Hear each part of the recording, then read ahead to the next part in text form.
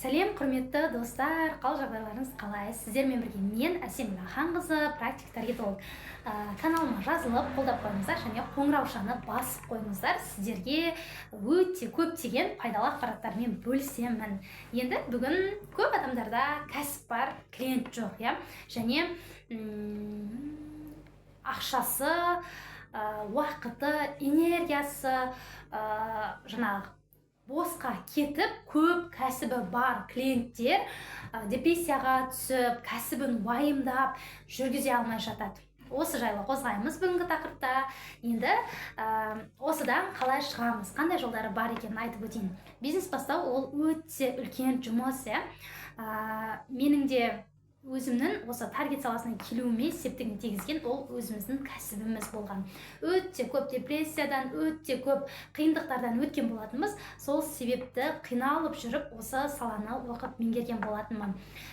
Жалпы кәсібіңіз бар болса және оны қалай дамытам десеңіз, ең бірінші сіздерге айтып өтейін, егер кәсіпті енді ғана бастайын деп жүрсеңіз, қандай кәсіп бастайсыз? Сол кәсіп туралы толығырақ біліп алыңыз, жан-жақты зерттеңіз. Сол кәсіппен айналысатын адамдарды сіз толық зерттеңіз, қалай жасап жатыр, ол кәсіп қаншалықты нарықта сұранысқа ие, соны зерттеңіз.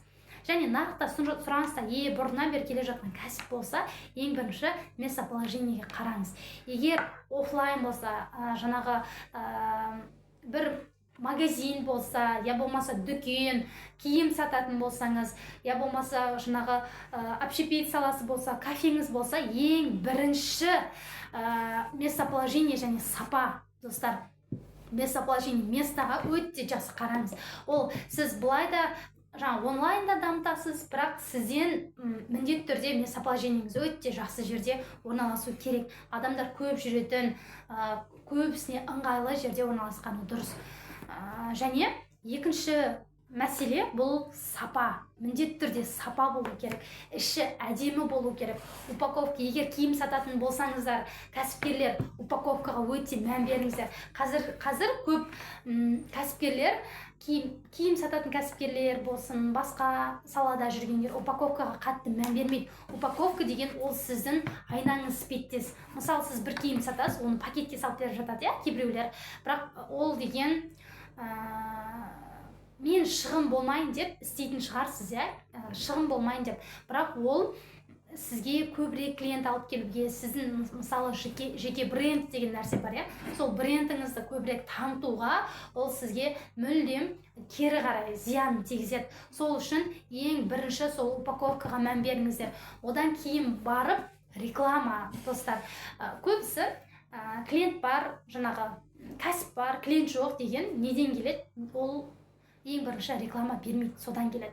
Барлығын жаңағы кәсібін бастайын деп бүкіл ақшасын салып, барлық жаңағы товарға салып жүреді да көбісі. Енді келгенде рекламаға ақша таппай отырады.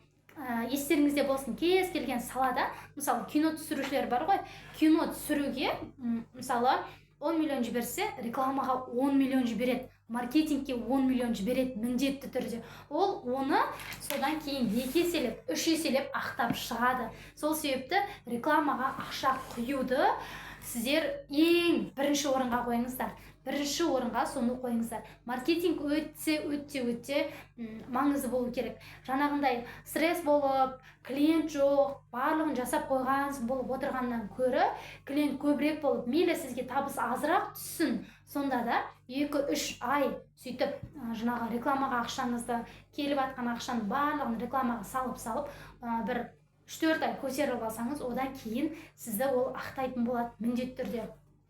Одан кейінгі мәселе, енді кәсібіңді жүргізу үшін міндетті түрде жаңағы атап өткен местоположение, егер жаңадан ашып жатсаңыз, сапаға қатты мән бересіз, бағаны сол орынмен сапаға қарай бағаны қоясыз. Одан кейінгі барып, үшінші мәселе, жаңа айтқандай маркетинг. Маркетинг өте жоғары. Маркетингтің ішінде Инстаграм, әлеуметтік желіні қатты дамытқан дұрыс. Өйткені қазір екінің бірінің қолында телефон, екінің бірі жаңа Инстаграмға, ТикТокқа кіреді. Сол себепті ашып жатқан кәсібіңіздің кәсібіңізге Instagram аккаунт ашасыз, TikTok аккаунт ашасыз. Егер жағдайыңыз жетіп жатса, міндетті түрде SMM маманын жалдаңыз. SMM, тиктокер мамандарды жалдап, сол кісілерге тапсырғаныңыз дұрыс. Олар сіздің рекламаңызды, жаңағы аккаунтыңызды әдемілеп, шапкасын барлығын қойып, күшті қылып дұрыстап береді. Және тиктогыңызды да солай түсіріп, әдемілеп жасап береді. Одан кейін осы инстаны ашып, ана инстан бар деп отырмай, ары қарай таргет деген нәрсе бар, иә. Сол таргетке беру керек.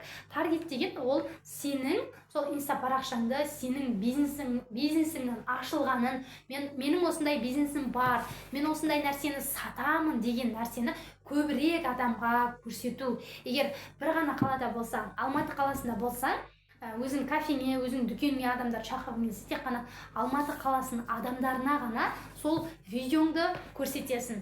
Ал егер Қазақстанның бүкіл қаласына доставка жасайтын болсаң, Қазақстанның бүкіл қаласына осындай сапалы киімдер бар, бізде осындай бағада, осындай бағамен акция болып жатыр деген сияқты сөйтіп рекламаны жарнамалайсың. Ол таргет жіберудің де көптеген ішкі кухнясы бар, иә. Ең бірінші осы этаптардың барлығын дайындап алып, Инстаграмды дайындағаннан кейін таргетіңді содан кейін барып жібересің. Яғни лид магнит деген нәрсе бар. Яғни адамдарды магнитше тарту, адамдардың назарын аудару, саған ғана назар аудару керек, иә. Және адамдарға қолайлы ұсыныстар жасау. Мысалы 1+1 акциясы деген сияқты. Бізде 10% жеңілдік, мынаны алсаң, мынау подаркқа беріледі қасына деген сияқты. Бірақ өзің шығынға кетпейтіндей соның барлығын есептеп аласың, иә. Мысалы, мынау 5000 теңге, мынау 5000 теңге болса, оның бағасын 10 000 теңге дейсің, бірақ мына блокнот 10 000 теңге тұрады, қасына мынау ручка сыйлыққа беріледі, мысал ретінде айтып жатырмын, сыйлыққа беріледі, достар, қане, мынаның артықшылығы мынандай деп күштілеп тұрып жарнамалап түсірсеңіздер, кез келген адам алады. Сол ең маңыздысы соның құндылығын адамға жеткізе білу. Сіздің не сатасыз, қандай өніммен айналысасыз, қандай бизнеспен айналысасыз, кез келген бизнестің өзіңіздің бизнесіңізді өзіңізден артық ешкім білмейді. Соның құндылығын адамға жақсы түсіндіре білу. Сол кезде сіздің өніміңізді міндетті түрде адамдар сатып алады.